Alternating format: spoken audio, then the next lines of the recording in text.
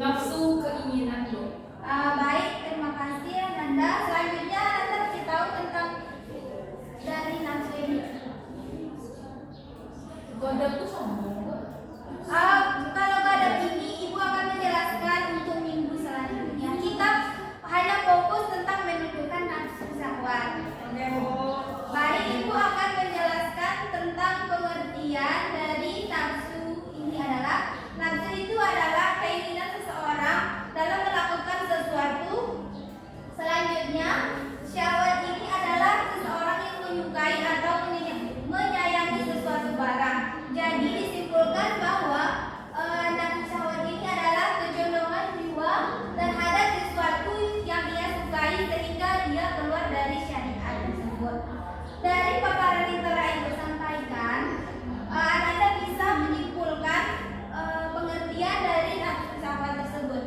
Bisa, Bu. Silakan kepada Anda Dipa. Jadi kalau nafsu syahwat itu adalah kecenderungan jiwa terhadap sesuatu yang disukainya, Bu, sehingga keluar dari batas syariat. Maka hakikat syahwat itu sesuatu yang sesuai dengan tabiatnya atau wataknya dan menjauhi sesuatu yang tidak disukai dan dicintainya, Bu. Baik, berikan aplaus kepada. Selanjutnya ibu akan menjelaskan tentang bahaya dari menuruti nafsu syahwat. Yang pertama yaitu dapat merusak potensi diri seseorang. Contohnya yaitu seseorang siswa memiliki bakat berbicara di depan umum dan dia sering mengikuti lomba pidato. Namun karena ia suka menghabiskan waktu dan selalu nongkrong dan bersenang-senang dengan temannya, kemudian dia jarang berlatih. Jadi akibatnya siswa tersebut tidak berkembang dan ia kehilangan kesempatan untuk meraih prestasinya. Kemudian kedua yaitu mendatangkan kesusahan dan kesempitan. Contohnya di sini adalah seorang siswa yang memiliki ponsel seperti teman-temannya. Karena dengan kondisi tersebut, ia terus meminta uang kepada orang tuanya dengan kondisi orang tuanya itu kayak kondisi keluarganya terbatas. Akibatnya orang tuanya ini terbebani dan dia merasa terus meminta-minta kepada orang tuanya tersebut. Kemudian cara menundukkan pandangan. Di sini anak ibu tahu tidak tentang cara menundukkan pandangan? Tidak, ini Bu. Tidak melihatnya, Bu. Tidak melihatnya. Nah, ibu akan menjelaskan yang pertama yaitu dapat meningkatkan ketakwaan kepada Allah Subhanahu wa taala. Yang kedua yaitu berusaha untuk melawan dan menundukkan Nafsu, Bu. tentang Bu, kalau melihat lawan jenis kita jadi Harus dulu. Iya betul. Pokoknya lihat jangan langsung menunduk-nunduk ini nanti tertabrak sama orang lain. Iya.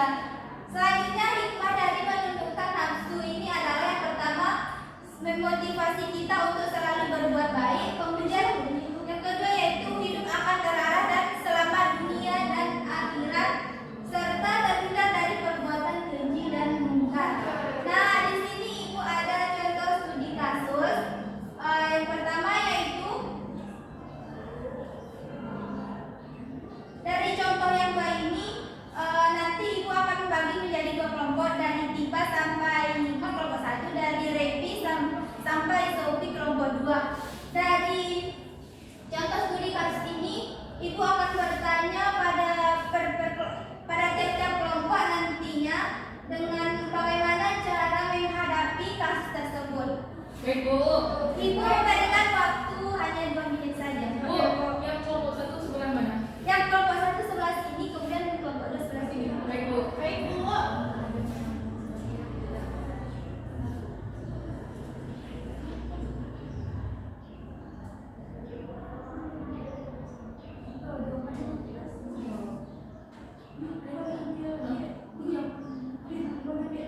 Udah, Bu, selesai. Sudah? Udah, Bu. Dimohon kepada perwakilan kelompok 2 disilakan. Disilakan maju ke depan Anda.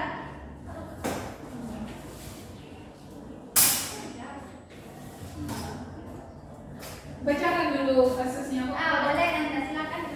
Baik. Izin, Bu. Jadi kasus ini adalah seorang remaja menerima permintaan dari temannya untuk mengirimkan foto yang tidak pantas.